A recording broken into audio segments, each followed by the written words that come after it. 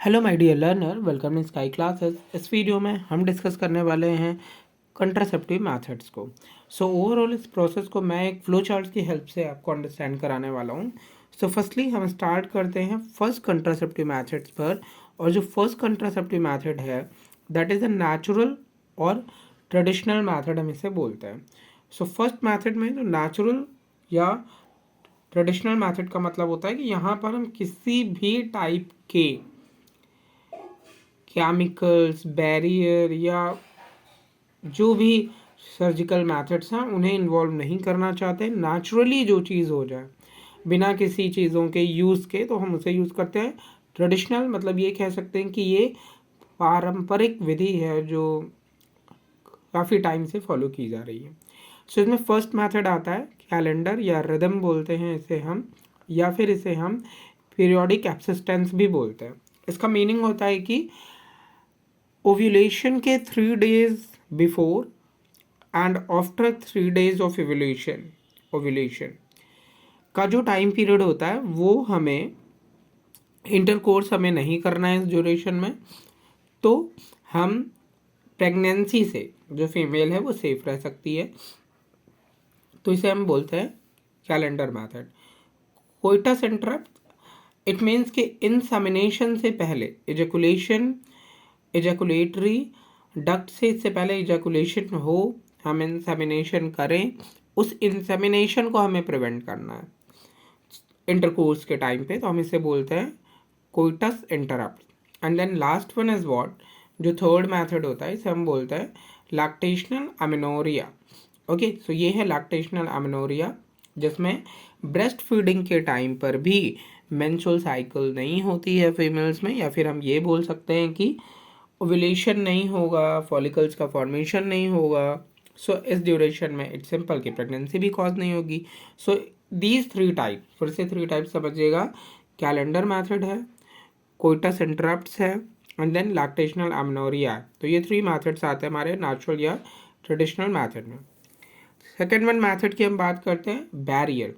Barrier का means क्या होता है कि जो भी सीमेन है वो फीमेल की बॉडी में इंट्रोड्यूस ना हो पाए, उसमें हम बैरियर लगा दें पेनिस में ऐसा कुछ, या फिर मीटिंग्स को रोकें कि sperm is not fuse with egg.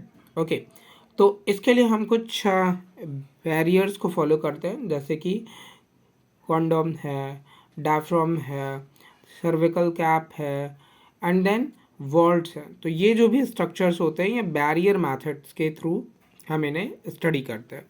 Then next contraceptive method is IUDs. IUDs का फुल फॉर्म होता है इंट्रा यूट्राइन डिवाइस।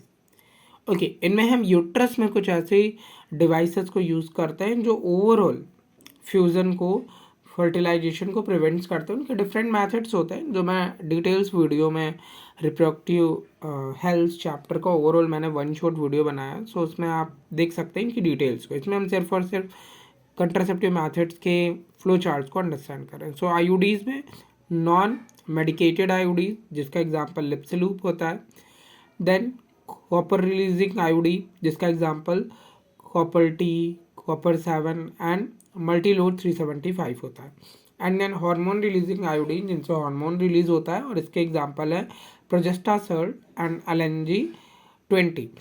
तो ये हमारे आयोडीज होते हैं as a contraceptive devices. Next है ओरल कंट्रासेप्टिव, जिसमें हम लोग कंबाइन पिल यूज़ करते हैं। ओरल मतलब ही समझ रहे हैं कि हम ओरली नहीं यूज़ करते, एज अ मेडिसिन के फॉर्म में लेते हैं फीमेल्स इनको। अब तक कोई ओरल कंट्रासेप्टिव मेल्स के लिए फ़िलहाल फॉर्म नहीं हुआ है, साइंटिस्ट रिसर्च कर रहे हैं। इसमें है कंबाइन पिल जिनके एग्जांपल हैं एस्ट्रोजन प्लस प्रोजेस्ट्रोजन, इन दोनों को कंबाइन करके फीमेल टेक करते हैं। देन मिनी पिल जिसका एग्जांपल है प्रोजेस्ट्रोजन, तो ये दिए जाते हैं। देन सहेली जिसे CDRI ने बनाया था, सेंट्रल ड्रग रिसर्च इंस्टीट्यूट ने, और इसे हम बोलते हैं वंस अ वीक पिल, इसे 1 हफ्ते में 1 बार लेना होता है। तो ये हमारे ओरल कंट्रासेप्टिव मेथड्स में आता है। देन नेक्स्ट वन है यहाँ पे सर्जिकल या स्टेरिलाइजेशन मेथड्स होते हैं, जो फीमेल्स में हम ट्यूबेक्टॉमी बोलते हैं, जिनमें हम फैलोपियन ट्यूब को कट एंड टाइड करते हैं। एंड देन मेल्स में वैसेक्टॉमी होती है जिनमें हम डिफरेंस को कट एंड टाइट करता है। ओके, नेक्स्ट वन कुछ मैथड्स हैं जिन्हें हम यहाँ पे अंडरस्टैंड करते हैं एंड इसमें जो नेक्स्ट मैथड है वो है इंजेक्टेबल मैथड। सो इंजेक्टेबल मैथड्स में हम लोग यूज़ करते हैं जिन्हें, उसे हम बोलते हैं प्रोजेस्टोजेन इंजेक्शन। मतलब इसमें क्या करते हैं कि ऑलमोस्ट कुछ इंजेक्शन्स लेते हैं जो कुछ टाइम पीरियड्स के लिए होते हैं। तो इन इंजेक्शन में प्रोजेस्टोजेन इंजेक्शन्स आते हैं एंड एस्ट्रोजन इंजेक्शन्स आते हैं। इन इंजेक्शन को इंजेक्टेबल मैथड्स के थ्रू हम स्टडी करते हैं। देन है यहाँ पे इमरजेंसी या कंट्रासेप्टिव पिल्स बोलते हैं, जो 72 आवर्स पिल्स भी होती है, जिनमें एग्जाम्पल है आई पिल्स या अनवांटेड पिल्स। तो इन पिल्स को एग्जाम्पल की कोई भी बैरियर मेथड या natural method, oral contraceptive method use नहीं किया। और एक कपल्स को लगता है कि मे बी ओव्यूलेशन डे था या पॉसिबिलिटी है प्रेगनेंसी की, तो ऐसे में बिफोर 72 आवर्स इस इमरजेंसी या कंट्रासेप्टिव पिल्स को टेक कर सकते हैं। Next one is what, implant. Implants के एग्जांपल में नॉट प्लांट्स हैं। इनमें हमारी स्किन के नीचे, जो भी फीमेल्स हैं उनकी स्किन के नीचे हम लोग जो डॉक्टर्स हैं या जो नर्सेज हैं वो